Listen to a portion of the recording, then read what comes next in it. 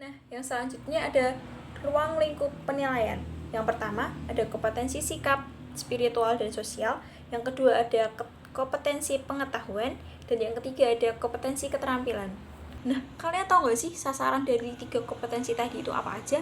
Nah, yang pertama kompetensi sikap atau spiritual dan sosial. Itu meliputi tingkatan sikap, yaitu menerima, menanggapi, menghargai, menghayati, dan mengamalkan nilai spiritual sosial. Yang kedua, ada kompetensi pengetahuan, yaitu meliputi pengetahuan faktual, konseptual, prosedural, dan metakognitif. Nah, yang ketiga itu ada kompetensi keterampilan. Nah, di kompetensi keterampilan ini dibagi menjadi 3. Yang pertama itu ada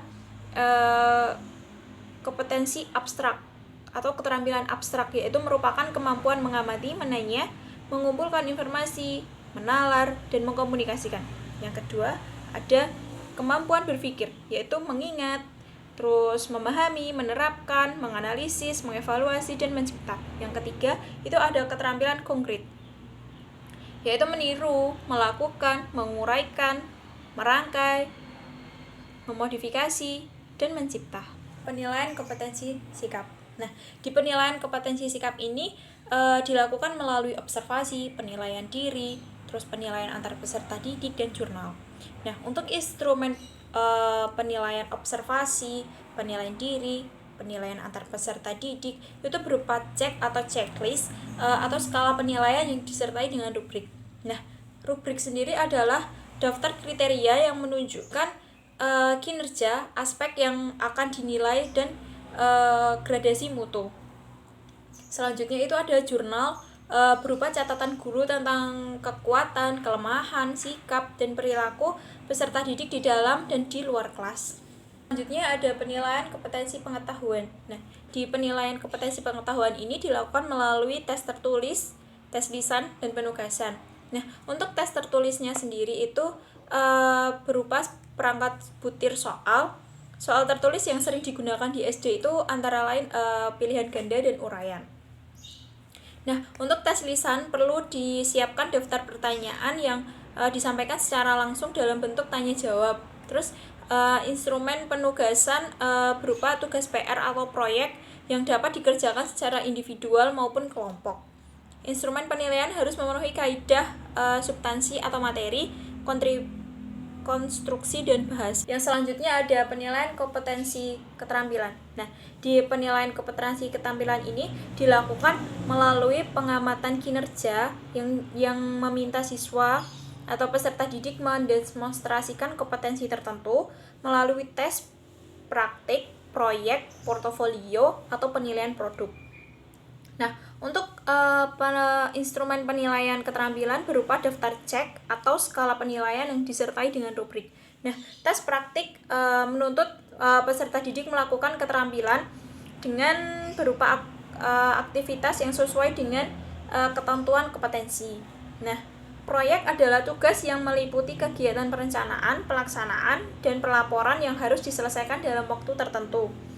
Penilaian portofolio dilakukan dengan cara menilai kumpulan karya peserta didik dalam bidang tertentu yang bersifat relatif integratif.